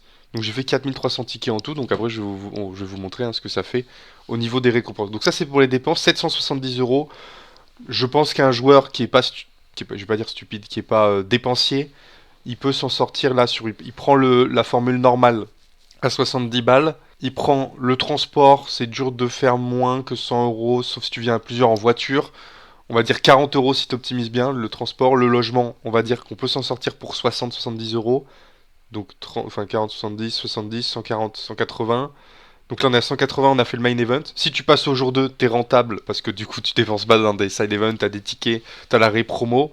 L'objectif ici c'était vraiment de dépenser de l'argent pour aller chercher la Vador Showcase, passer un bon moment entre potes, récupérer des goodies, passer 2 jours d'événement finalement, hein, ça fait cher. Du coup, est-ce qu'il prend les bundles? Effectivement, je pense que tu peux être légitime de prendre des bundles. Si t'es juste joueur, t'as pas besoin de les prendre. Et après inscription au side event, tu vas remettre 30 € pour le side event du J2 à la limite.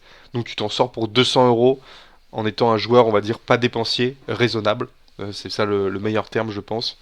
Donc voilà pour les dépenses en tout cas que j'ai fait. C'est important pour vous d'avoir le prix des bundles parce qu'il y a beaucoup d'objets en revente. Les palpa promo, les playmats. Sachez juste que le playmat, on pouvait l'avoir à 50 € avec le palpa promo. Et les pins, on pouvait avoir les 10 avec le palpa de promo à 30 €. Je pense que c'est important de vous donner l'info parce que je vois déjà des choses qui passent et qui me mettent pas forcément à l'aise, même si je comprends que quand on dépense cet argent-là, c'est honteux. Il faut s'amortir en tout cas les frais, le voyage. C'est une manière, le price wall, etc., d'amortir le voyage. De là à vendre un truc que t'as payé 30 €, 130, je sais pas. Donc ça c'est pour les dépenses, et puis on va passer au bilan de toutes les récompenses. Je vais agrandir la caméra, j'espère que la qualité sera bonne. Puis on va voir ce que ça donne. Alors juste rapidement pour voir ce qu'on pouvait trouver au prize wall. Donc on pouvait trouver des jumbo cards, ça coûtait 2000 tickets, donc à peu près entre 80 et 100 €. Donc assez cher, donc évidemment j'en ai pas pris. J'avais envie d'avoir des playmats. Il y avait les PLV à 3000 €, donc évidemment... 3000 €, ouais, j'abuse un peu. 3000 tickets, donc évidemment j'en ai pas pris, il fallait le transporter et tout. Il y avait du playmat. Les pins, ils étaient à 200 points chacun. Donc ça faisait à peu près 8-10 €. Sachant qu'on vient de dire que pour 30 €, t'avais tous les pins et la palpa promo. Bon, ça se voit à peu près, effectivement. Il y avait les classeurs XL, des deckpods, etc. Je me suis tâté à prendre le méga classeur, mais fallait le transporter en train, c'était pas forcément évident. Les deckpods à 1200 tickets, les doubles deckpods, ça faisait à peu près, du coup, 50-60 €, les prix standards finalement.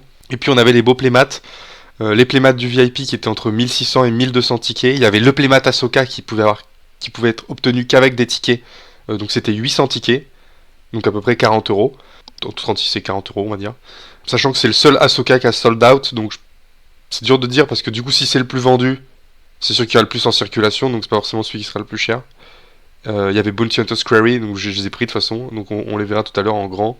Et puis voilà, donc je vais juste foutre ma tronche sur les photos. Voilà, donc maintenant c'est le unboxing des récompenses. Donc tout ce qui a été obtenu soit au prize wall, soit et bah, tout simplement en récompense de VIP. Donc déjà de base, quel est le bundle de base? Ah voilà, donc dans le VIP, je viens de me rappeler, il y avait les promos, 5 promos du tournoi. Donc les 5 promos du tournoi, c'est quoi? Est-ce que là c'est net? Absolument pas. Alors j'essaie de faire un setup avec la lumière et tout, mais je sais pas si c'est la qualité de la cam ou mon éclairage. En tout cas, donc on a la promo Doku. Voilà, petite promo Doku. Ah non, je fais à l'envers. Attendez. Oui, c'est ça. Le kit Fisto. Ok, un petit kit Fisto. Je sais pas trop comment les mettre pour que vous voyez bien. Kit Fisto. Une armure mandalorienne. Bon, celle-là, pas incroyable. Ça reste une jolie carte promo. Donc ça, c'est les récompenses. Quand tu prenais le VIP, tu avais ça, en plus du playmat. Le petit Fire Spray. Et Unnatural Life. Avec, donc toutes les cartes sont en anglaise, hein, avec le maul et toutes ses petites pattes. Quand il s'est fait couper en deux, il devient ça. Voilà, donc ça, c'est les cartes promo du tournoi. Non, alors qu'est-ce que je suis en train de faire? Je suis en train de lancer un stream. Donc non, on s'en fout. Donc ça, c'est les cartes promo du tournoi. Au prize wall, on pouvait en récupérer d'autres. Donc je me suis repris un Fire Spray, un Doku, un Natural Life, qui pour moi étaient les plus sympas. Donc voilà, j'avais 600 points à mettre dedans, donc je les ai mis. Ça m'en fait un petit peu plus. On avait la promo du tournoi, qui est l'Empereur Palpatine. Alors là, ça va être très technique de le rendre. Est-ce que j'en retire un pour qu'on voit le petit effet texturé quand même? Donc là, j'en ai 8. Comme vous avez vu, j'ai pris 7 bundles. Donc plus la carte de base, donc j'en ai 8. Alors il a collé l'enfoiré. Donc c'est la première fois que je le vois de mes propres yeux. Vous voyez, il est un peu vitré. Le palpa. Bon là, il y a le soleil dans le... Enfin le soleil. Une petite lumière dans le truc. Donc il est vraiment... Bah c'est les cartes les plus stylées un peu en termes d'effet. Hein, celle-là, je pense. Les cartes promo de Sector / Regional Qualifier. Voilà, donc la gueule de la promo. Donc, le but c'est d'en faire gagner une sur le Insta. Donc je vais lancer le concours en même temps que la vidéo. Je sais pas si je mets une condition particulière à être abonné au Insta. Si vous êtes abonné au YouTube, c'est un plus. Et puis taguer des gens dans les commentaires comme d'hab. Donc voilà, les palpes promo. Qu'est-ce qu'on avait de base aussi? On avait les sleeves Amiral Pit, donc très sympa, qui étaient donc offertes. Il y avait la deckbox Amiral Pit, donc exclusive au Regional Qualifier. Alors c'est pas écrit dessus que c'est la deckbox du Regional Qualifier, donc c'est peut-être un truc qui est un peu dommage. Ensuite, qu'est-ce qu'on a? On a les sleeves qu'on a pu récupérer au prize wall.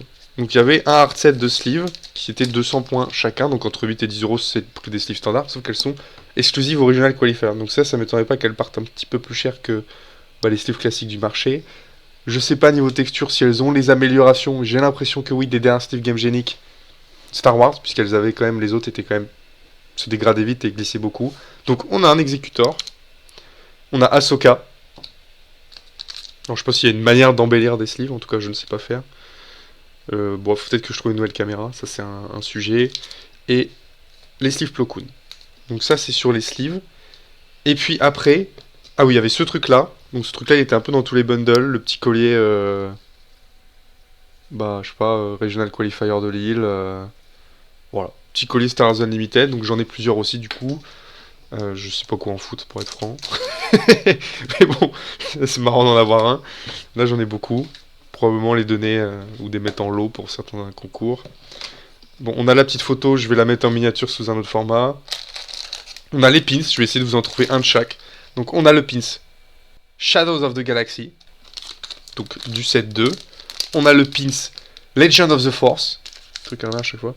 Donc Legend of the Force. Et donc le futur set de Star Wars Unlimited. On a un petit Spark of Rebellion, le premier set de Star Wars Unlimited. Je pense que le dernier est là, vu la forme. Il manque Twilight of the Republic. Ok, et un petit Twilight of the Republic. Il manque Jump to Lightspeed. Il n'existe pas en pins. Bon, soit. Ensuite, on a les petits trucs affinités. Donc on a le jaune. Alors les gens des cieux c'est mauve, mais bon, c'est le infamie quoi. Le héroïsme. Le commandement. Tac, tac, tac. On a le rouge, il manque le rouge et le bleu, vigilance et agression. Agressivité, je sais plus c'est exactement le terme français, je pense que c'est agressivité. Donc voilà pour les pins. Donc ça j'en ai du coup 40, puisque j'ai pris 4 fois le bundle à 30 €. Donc bah ce sera l'occasion de les échanger, etc. On peut faire plein de choses avec tout ça. En tout cas je veux juste pas me promener au boulot avec, ça c'est sûr. Donc ça c'est pour tout ce qui est un peu goodies, donc pins, carte promo, sleeve, etc. Et maintenant le truc que j'ai le plus chase au final dans le tournoi, c'est les playmats. Donc ils sont derrière là. On a le premier playmat qui était offert à tous les participants. Donc on a ce gros exécuteur participant que j'ai vraiment du mal à mettre en valeur, mais voilà à quoi il ressemble. Donc ça c'est le playmat participant que tout le monde a reçu. D'ailleurs le participant, bon il est un peu gros, mais ça reste raisonnable. Ça reste raisonnable, je pense que c'est la bonne taille effectivement. Plus petit c'est moins visible. La question c'est comment on plie un playmat, ça c'est un autre sujet.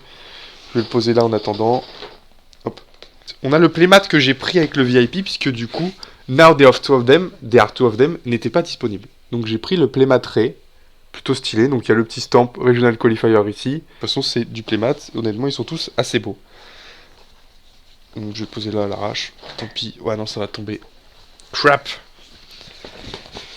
Tac, petit pli là. Et la question c'est quand je les stocke ces playmats, j'ai pas encore la réponse. Parce que c'est des objets que tu peux avoir envie de mettre en valeur. Ça peut faire la déco vu que j'ai pas de déco à part une PLV géante. On a le playmat Plo Koon. Donc pareil, c'était un playmat du VIP. Bah honnêtement, vraiment très beau playmat, hein. Y a pas de doute. Si je dois donner un ordre de grandeur du nombre de playmats... Attends, j'espère que c'est pas des tâches ça. Non, ça a l'air fait exprès. Ok. Donc du nombre de playmats, je pense qu'il y a 200 playmats de chaque playmat VIP qui ont été drop. Ça me paraît à peu près logique. Peut-être un peu plus, 200 ou 300. Bref. On a le BB-8. Donc soit je les ai payés avec les tickets, soit je les ai pris, parce que j'ai pris 3 bundles pour racheter des playmats, justement comme ça, des playmats du VIP. Donc voilà, le BB-8. Ensuite, on a le playmat qui était le plus convoité, mais du coup, lui, il était à 1600 tickets. Mais j'ai réussi, du coup, je l'ai acheté avec le bundle, c'était plus worse. Ça me permettait d'acheter 2 tapis à 800 au lieu d'acheter un à 1600. C'était le Now There Are Two of Them. Donc voilà, oui, il est très beau, il n'y a pas de doute. Avec le petit stamp Regional Qualifier, évidemment. Voilà le super playmat. Ensuite, on a le playmat Ahsoka, le fameux. Donc lui, il est tombé en rupture de stock. C'est Ahsoka, il est vraiment stylé. Ensuite, on va avoir un playmat Savage Opress. Donc il était à 800 tickets Savage Opress, je trouvais que c'était cool. Et puis bah, c'était l'occasion d'essayer de choper du coup tous les tapis exclusifs au Regional Qualifier. Voilà, le playmat Savage Opress. Très stylé aussi. Et d'ailleurs, c'est assez paradoxal, puisque je suis un des rares joueurs qui joue sans playmat. C'est de la superstition. En général, je perfe mieux sans playmat. Et donc, ça y est, j'ai pris mon petit tic de jouer sans. Maintenant, est-ce que je vais prendre un petit playmat du régional pour jouer au PQ de Brest, par exemple? Je sais pas. Je sais pas. Et on a en dernier Bounty Hunter Query. Donc, j'ai trouvé qu'il était rigolo, parce qu'en plus, vu que c'était une carte que je jouais pendant le tournoi, je me suis un peu senti obligé de le prendre, même s'il n'est pas exceptionnel. Bon, après, il y a un petit fire spray. Hein. Mais voilà. Donc, ça, c'est le dernier playmat, en fait. Après, j'ai pris un deuxième Ahsoka pour une pote sur Brest.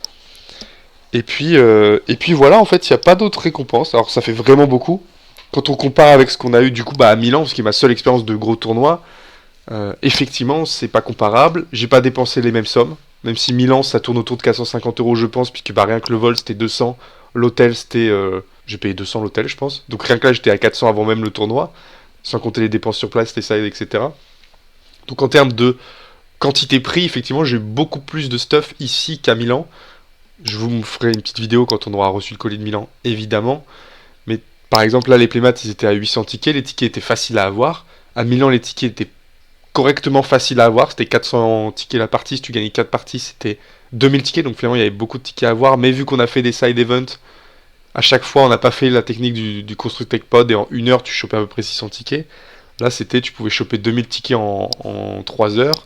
4 heures, remarque c'était aussi worse, mais les tapis étaient à 2000 tickets, donc 2000 tickets, t'en faisais, t'achetais 1,5 ou 2 tapis grand max si t'avais gagné tous tes tournois, donc c'était pas le même ordre de grandeur, c'était pas évident d'avoir autant de tapis. Du coup je regrette un peu de pas avoir pu choper plus de tapis à Milan vu que j'ai commencé à les farm, c'est idiot punaise, quand j'y pense, enfin bref, donc voilà. Et donc voilà pour les récompenses, je pense que c'est la fin de cette vidéo, on clôt sur les récompenses, ça fait une très longue vidéo. J'espère que ça vous a plu. Déjà, j'ai fait l'effort là. Je vais faire l'effort. à l'heure actuelle j'ai pas encore fait en tout cas, de mettre les timestamps, comme ça vous allez sur les parties qui vous intéressent. Si vous avez pas envie de passer 1 heure sur je sais pas, la decklist ou 1 heure sur le vlog, vous pouvez aller sur les parties qui peuvent vous intéresser, donc les dépenses, les récompenses, les différents match-ups, etc. J'espère que ça vous a plu. En tout cas, merci d'avoir regardé. N'hésitez pas à vous abonner, à mettre un like, à commenter si vous avez aussi vécu le tournoi, ce que vous en avez pensé, etc. Ce que vous avez pensé de la vidéo. Et puis voilà, merci d'avoir regardé. Petit concours sur Instagram pour gagner un promo Palpate. Et puis ciao.